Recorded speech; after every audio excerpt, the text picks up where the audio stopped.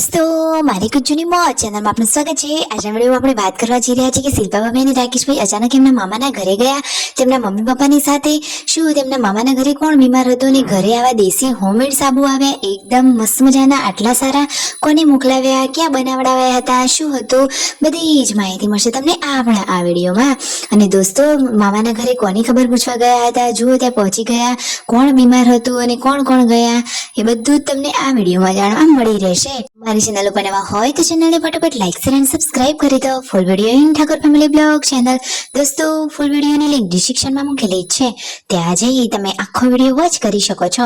આવી ટૂંકી ટચુકડી live latest trending માહિતી મેળવવા માટે કરી દો મારી ચેનલને ફટાફટ સબસ્ક્રાઇબ। તો ચાલો दोस्तों વધારે રાહ ન જોતા વિડિયોની શરૂઆત કરી દઈએ। તમે વિડિયોમાં જુઓ કે ફાઇનલી તેમના મામાના ઘરે પહોંચી ગયા છે અને તમને ખબર છે મામાનું ઘર ક્યાં થાય તેમનું મામાનું ઘર તો અહીંયા લાચડી થાય છે।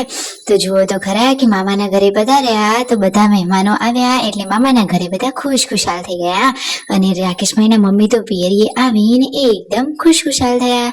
તમે વિડીયોમાં જુઓ તો ખરા કે શિલ્પા ભાભી પણ યશુને લઈને એમની સાથે આવ્યા છે અને વિયુ તો દાદાની જોડે જ રહે છે। તો રાકેશભાઈના મામીની તબિયત થોડી ઠીક નહોતી એ બીમાર હતા તો તેમની ખબર પૂછવા માટે બધા લોકો ગયા હતા। તો दोस्तों એ તો ખેતરમાં એમના જ્યાં ખેતર છે ત્યાં જ ઘર બનાવીને રહે છે। જમવાનું પણ રેડી કરી લીધું છે સરસ મજાના દાળ ભાત શાક રોટલી અને ઠંડી ઠંડી છાશ અને સાથે જે મસ્ત મજાનો શીરો। તો બધા જ લોકો હવે જો જમવા માટે પણ બેસી ગયા છે અને રાકેશભાઈની લોકોએ જમી લીધું છે ને શિલ્પા ભાભીની લોકોને જમવાનું બાકી છે। તો અહીંયા બીજા આજુબાજુના ઘરે મહેમાન ગતિ કરવા માટે તેઓ ગયા હતા। બધા જ લોકોને ભેગા થયા અને આજે તો જો રાકેશભાઈના મમ્મી અહીંયા પિયરીએ આવીને કેટલા ખુશખુશાલ થઈ ગયા છે। ઘણા ટાઈમ પછી અહીંયા પિયરીએ આવ્યા ને અમે પણ પિયરીએ જઈએ એટલે તો અડધી ખુશી આમ જ વધી જાય।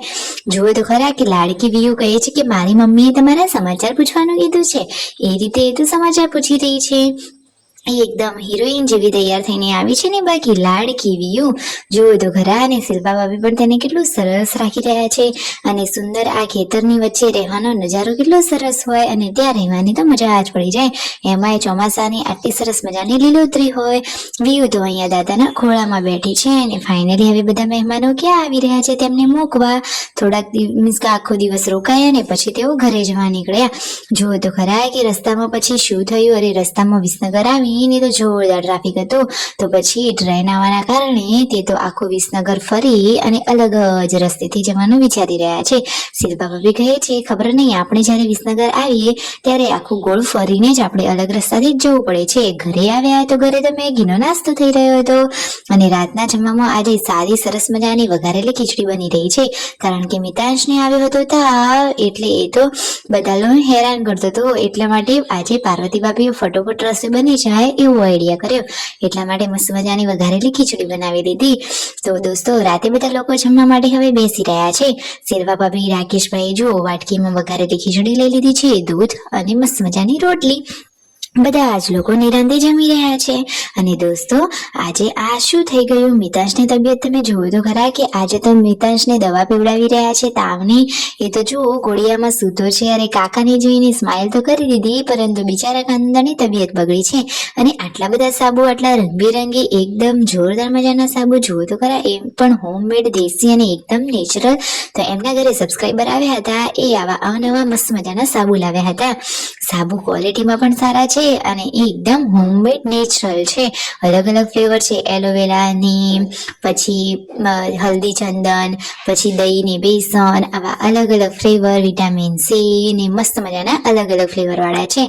શું તમારે આવા સાબુ જોઈએ છે જોઈતા હોય તો કોમેન્ટ કરો કે આપણે એમની જોડેથી એડ્રેસ લઈ શકીએ। સાચી વાત નહીં સ્કિન માટે આવી સરસ મજાની નેચરલ વસ્તુઓ જ વાપરવી સારી બને છે। પાર્વતી ભાભી કહે છે કે ખરેખર બહારની ક્રીમો ને એવું બધું લગાવવું એના કરતા આવા સાબુ વાપરવા યોગ્ય ગણાય। જુઓ તો ખરા અને કેટલા બધા આપ્યા છે એક નહીં બે નહીં પરંતુ અનેક સાબુ આપ્યા છે। તેમના મમ્મી માટે આ પગની દવા માલિશ કરવા માટેની આપી છે કે જેથી તેમને પણ પગમાં રાહત રહે। જુઓ તો ખરા કે આખા રંગબેરંગી મેઘધનુષ કરતા પણ વધારે સાબુ છે। વિડીયો ગમે હોય તો કરો લાઈક શેર એન્ડ સબસ્ક્રાઇબ।